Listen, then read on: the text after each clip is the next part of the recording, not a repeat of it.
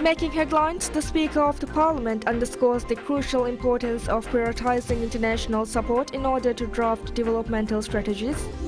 The Fisheries Ministry announces a new regulation for line fishing in the Maldives with specific provisions for where it can be conducted.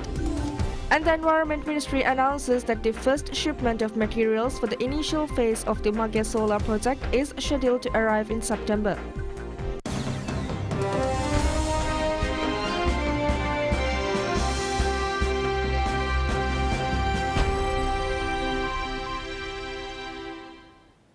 Bismillahirrahmanirrahim. Assalamu alaikum. Welcome to PSM News. I'm your host Malak Ahmad Fayaz. Now for the news in detail.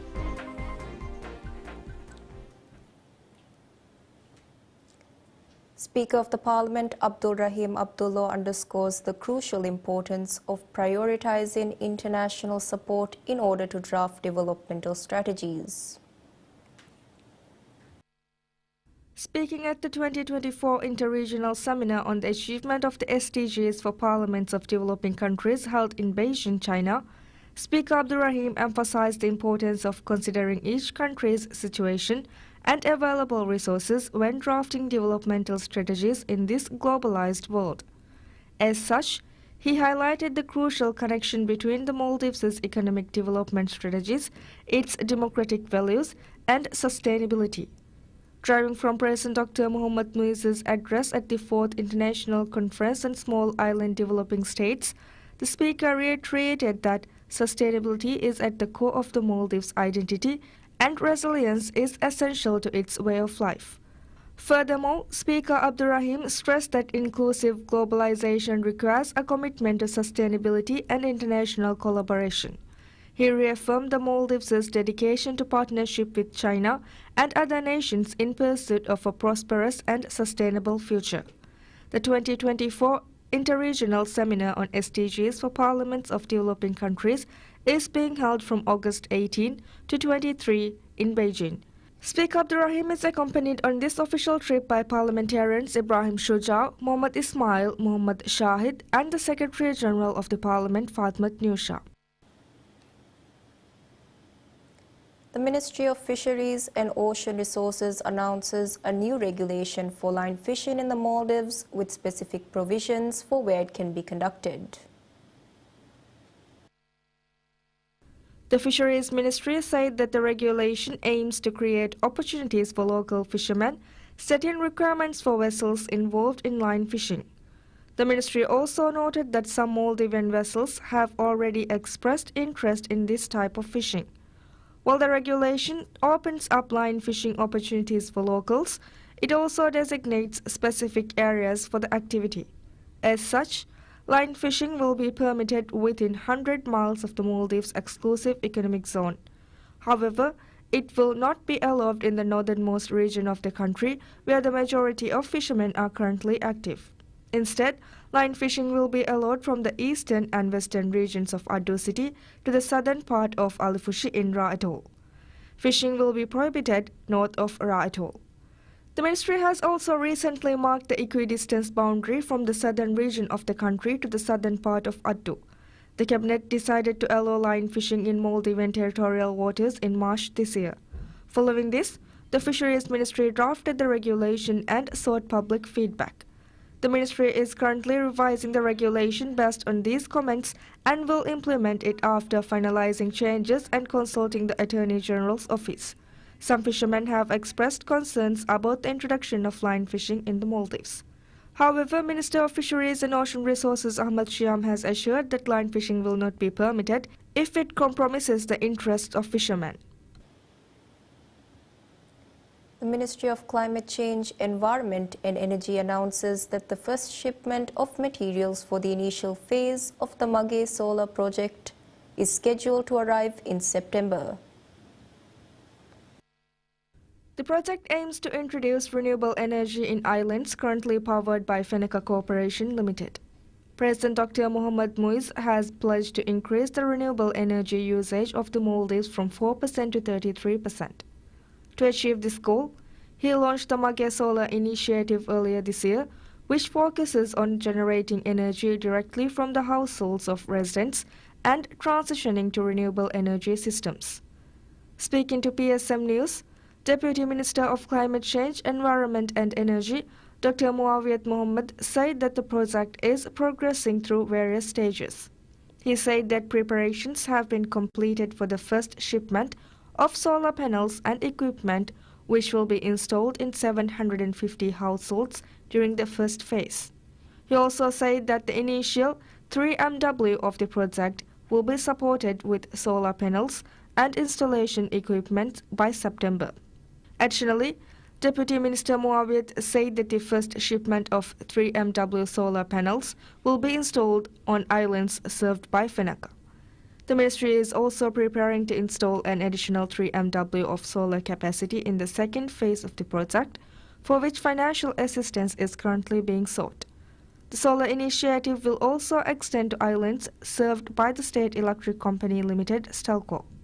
The ministry said that the solar project will have a direct positive impact on reducing electricity costs for households. Each household is expected to receive between 3 kilowatts and 5 kilowatts of solar power, with the specific amount determined by the energy companies based on the electricity consumption of each household. The Ministry of Finance announces the decision to implement changes to modernize the state procurement system.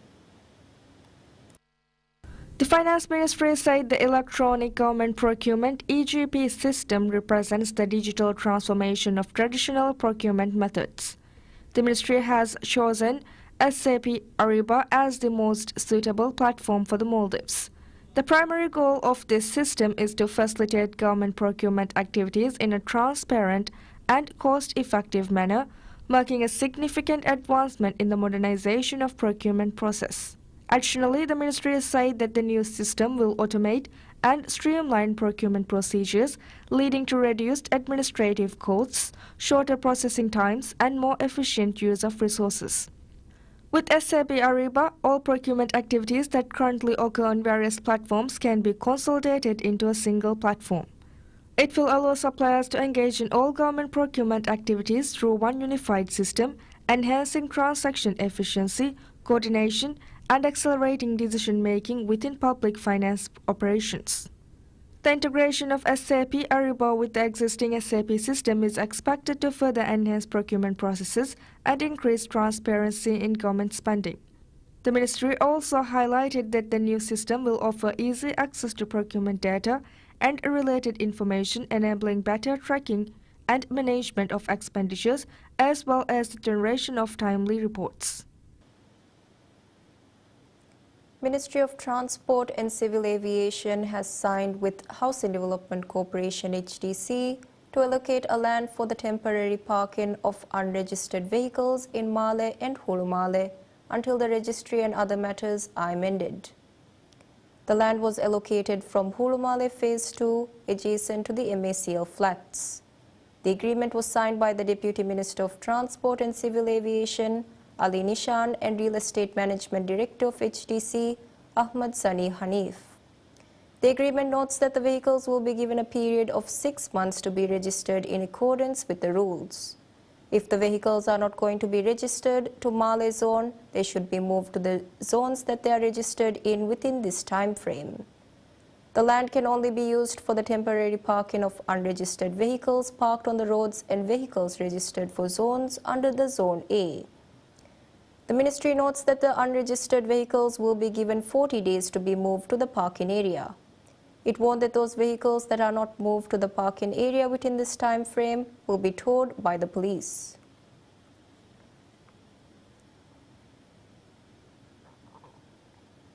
Minister of Fisheries and Ocean Resources Ahmad Shyam highlights the significance of the fishing for maximizing ocean resources.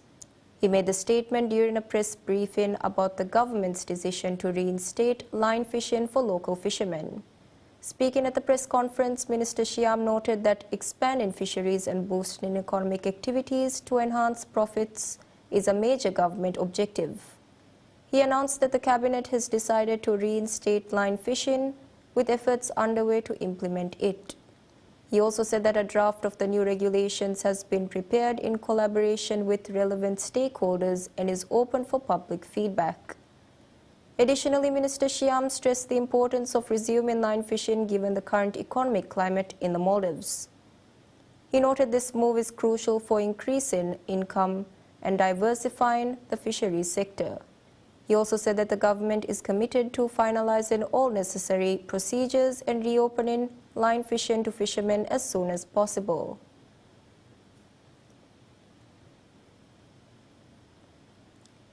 Chief Executive Officer, CEO of the Male City Group of Hospitals, Ibrahim Abdul Razzaq Halim, who also serves as the CEO of Dharmawanta Hospital, states that the bed count in government hospitals increased by only 130 in the past 29 years. Speaking at the Parliament's Committee on Social Affairs, CEO Abdul Razzaq shed light on the challenges encountered by government hospitals and the efforts undertaken by the government to address these issues. The CEO stressed that although the country's demographics drastically changed since 1995, the bed count has not been increased to meet the needs of the population.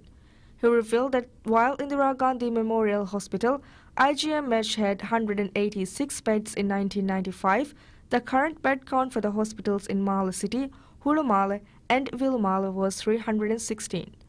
The beds are utilized in emergencies, intensive care units, and to treat other patients. Abdul Razzaq stated that the lack of beds have led to several instances in which patients are treated in the emergency room.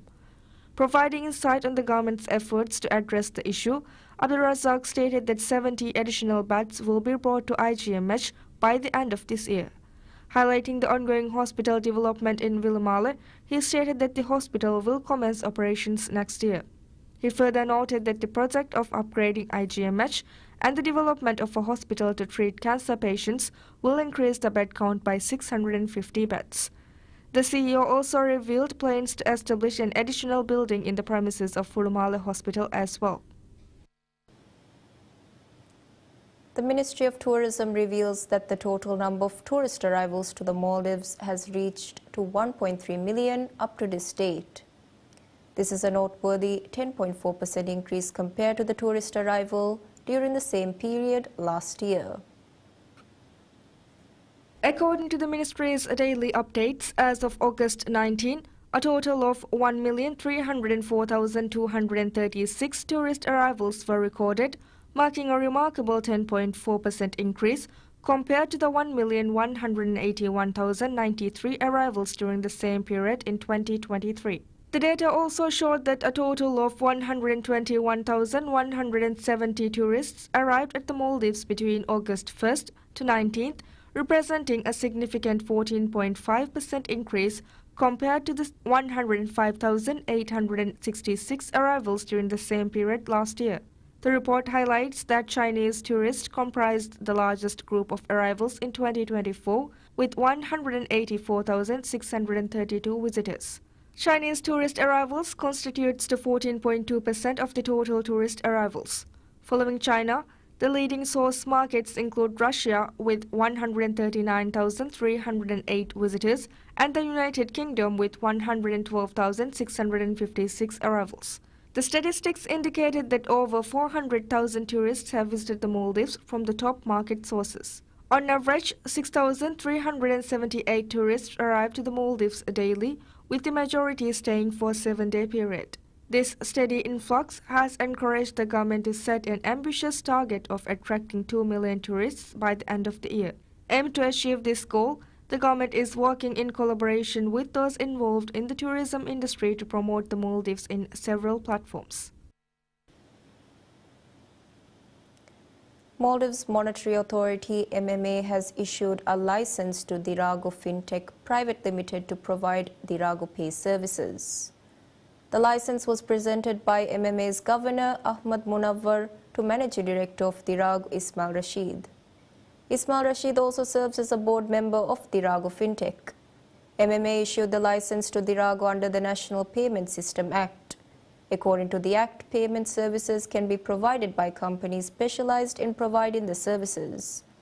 With the issuance of the license, the existing electronic money issuance services provided by Dirago will be transferred to Dirago Fintech. Dirago Fintech is a subsidiary company established under Dirago, aiming to provide digital payment solutions and electronic financial services. The services will enable trade, the deposit of funds into an electronic wallet, and the payment of certain government services.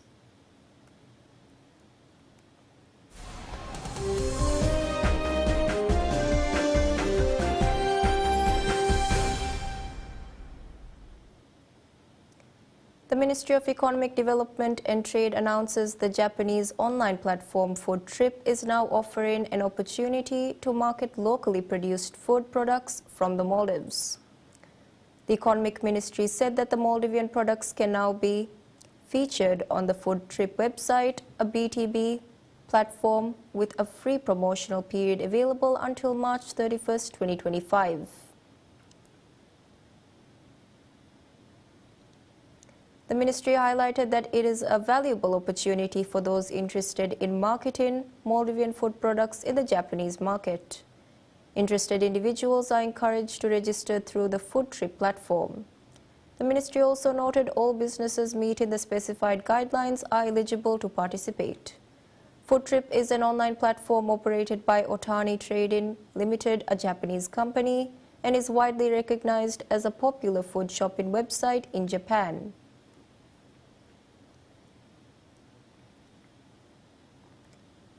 The Travel and Trade Maldives TTM 2024 officially begins with over 1,000 participants taking part.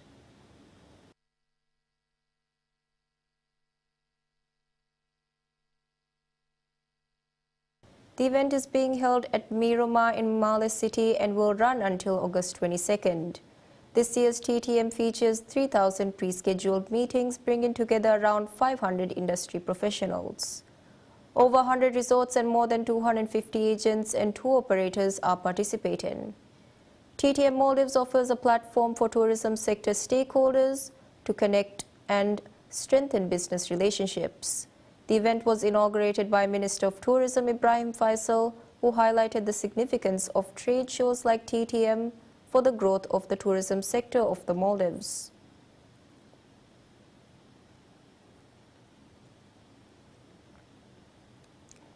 Qatar Airways will take a 25% stake in South Africa-based regional carrier Airlink as both airlines seek to boost services and passenger numbers across Africa. Qatar Airways CEO Badr Mohammed Almir, speaking alongside Airlink's CEO Roger Foster in Doha, told reporters the investment would boost Qatar Airways' access to passengers in regional cities in Africa.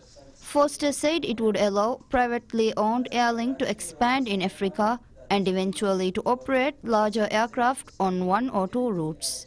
He said that it would not expand beyond Africa. Airlink currently flies to more than 45 destinations in 15 African countries.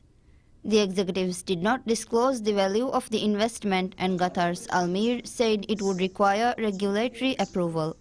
State-owned Qatar Airways holds stakes in British Airways, Owner International Airlines Group, LATAM Airlines, Cathay Pacific Airways, and China Southern Airlines. It has also been in talks to acquire a minority stake in Rwanda's RwandAir, and in 2019 agreed with Rwanda's government to take a majority stake in a new international airport in Rwanda. Airlink already has a code-share agreement with Qatar Airways, which allows the airlines to sell tickets on flights operated by each other. The African carrier has a similar agreement with Dubai's state-owned Emirates, a competitor of Qatar Airways.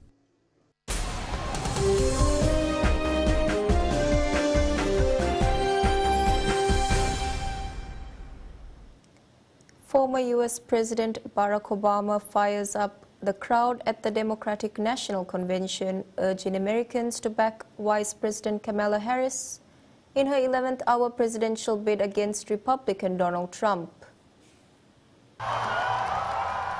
America's first black president, Obama has thrown his considerable political capital behind Harris as she seeks to make history herself on November 5th as the first woman and first black and South Asian person to be elected as US President. Obama told delegates on day 2 of the Chicago Convention that the country does not need 4 more years of bluster and bumbling and chaos. He stated that America is ready for a new chapter, a better story, and is ready for a President Kamala Harris. He took aim at Trump, the Republican who followed him into the White House in 2017, and praised President Joe Biden, his vice president, who was forced out of the 2024 race by Democratic allies who feared he would lose to Trump in November. Obama said that history will remember Joe Biden as a president who defended democracy at a moment of great danger. Obama was introduced by his wife Michelle, who tops Democrats' wish list as a future president. Pulling no punches, Michelle cautioned that Trump would try to distort Harris' truth much as he did everything in his power to try to make people fear them. Trump launched his political career through racist attacks on Obama's citizenship status and has reprised similar attacks on Harris. At 63, Barack Obama loomed large in the messy deliberations that led Biden to step out of the race last month and endorse Harris, his vice president.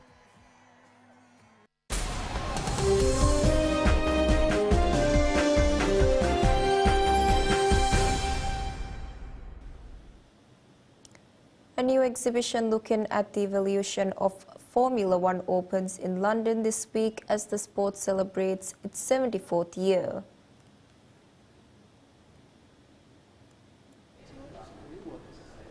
Curator Tim Harvey says that the exhibit took 7 years to put together and that a lot of time was spent to find pieces that support the wealth of F1 stories. In an interview, he said that a lot of time has been spent really building trust and relationships with different teams and personalities, highlighting that nearly all of the Formula One teams are contributing to the show. Formula One, the exhibition, running at the Excel Center, has 6 galleries that feature memorabilia from F1 best teams, state-of-art simulators that offer members of the public an opportunity to get behind the wheel of an F1 car, and 7 legendary championship-winning cars. Formula One, the exhibition, opens to the public from Friday, August 23rd.